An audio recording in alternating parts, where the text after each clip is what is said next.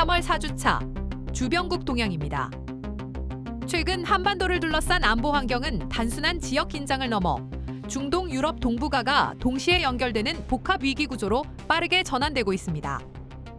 이번 주 주변국 동향은 이러한 흐름을 더욱 분명하게 보여주고 있습니다.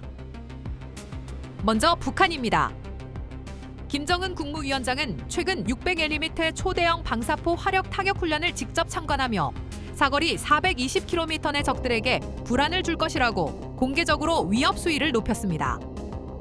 이 무기 체계는 단순한 전술 무기를 넘어 대한민국 전역을 타격권에 두는 수준으로 평가됩니다. 또한 김정은은 김주애와 함께 신형 장갑차와 전차를 포함한 기갑부대 합동 전술 훈련을 참관하며 전쟁 준비가 완성됐다고 강조했습니다. 이는 군사적 능력 과시뿐 아니라 내부 결속과 후계 구도 메시지를 동시에 내포한 행동으로 분석됩니다.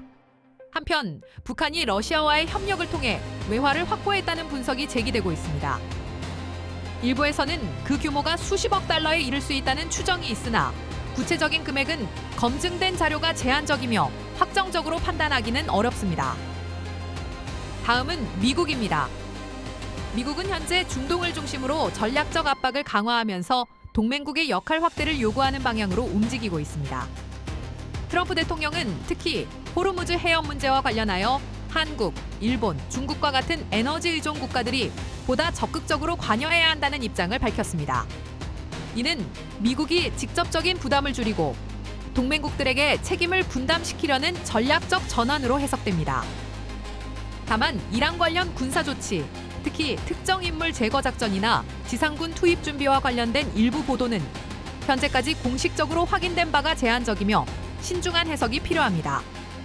미일 정상회담에서는 역사인식과 관련된 발언이 논란이 된 것으로 알려졌으나 외교적 파장의 범위는 아직 제한적으로 확인되고 있습니다. 이제 일본입니다. 일본은 이번 사안에서 매우 전형적인 선별적 참여 전략을 보여주고 있습니다.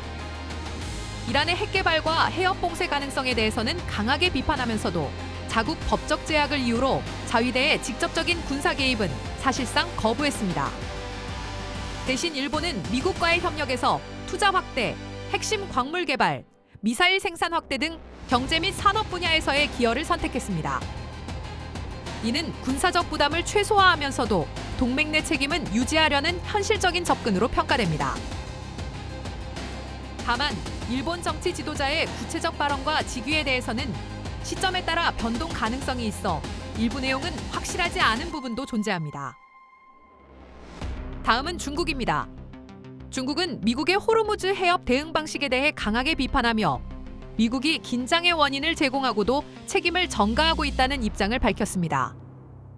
동시에 군사적으로는 남해 함대를 중심으로 육해공군과 로켓군이 참여하는 합동 상륙 훈련을 실시하며 지역 내 군사적 대비 태세를 강화하고 있습니다. 외교적으로는 베트남과 처음으로 3+3 전략 대화를 개최하며 동남아 지역에서의 영향력 확대를 시도하고 있습니다. 경제적으로는 미중 고위급 무역 협상이 진행되었으나 구체적인 성과는 제한적으로 확인되고 있으며 내부적으로는 군수 및 과학기술 분야를 중심으로 한 반부패 조치가 확대되고 있습니다. 북중 교역 역시 증가 추세를 보이고 있지만 정확한 규모는 기관별로 차이가 있어 신중한 해석이 필요합니다. 마지막으로 러시아입니다. 러시아와 우크라이나 전쟁은 현재 교착 상태 속에서 제한적인 공세가 반복되는 양상을 보이고 있습니다. 특히 중동 사태 이후 미국의 전략적 관심과 자원이 분산되면서 우크라이나에 대한 군사 지원이 줄어들 가능성에 대한 우려가 제기되고 있습니다. 이러한 흐름이 지속될 경우 협상 조건이 러시아에 보다 유리하게 전개될 수 있다는 분석이 일부 전문가들 사이에서 나오고 있습니다. 종합적으로 보면 현재 국제 정세는 세 개의 주요 축, 즉 중동, 유럽, 동북아에서 동시에 긴장이 유지되는 다중 위기 구조로 변화하고 있습니다. 이 구조 속에서 미국은 점차 직접 개입보다는 동맹국의 참여를 요구하는 방향으로 전략을 조정하고 있습니다. 그리고 그 결과 동맹 내부에서도 대응 방식의 차이가 분명하게 나타나고 있습니다. 일본은 군사 개입 대신 경제 및 산업 협력으로 대응하고 있고 중국은 미국을 견제하면서 영향력 확대를 시도하고 있습니다. 이러한 상황은 한국에게 매우 복잡한 전략적 선택을 요구하고 있습니다.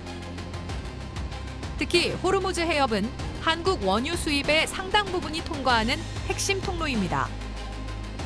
이 문제를 단순한 원거리 분쟁으로 볼 것인지 아니면 국가 생존과 직결된 안보 사안으로 인식할 것인지에 따라 정책 방향은 크게 달라질 수밖에 없습니다. 동시에 북한은 이러한 전략적 환경을 활용하여 군사적 압박을 강화하고 있으며 러시아와 중국과의 협력을 통해 외교적 경제적 공간을 넓히고 있습니다. 결국 현재 상황은 단순한 위기가 아니라 동맹의 역할과 국가의 전략적 선택이 동시에 시험받는 국면이라고 할 수 있습니다.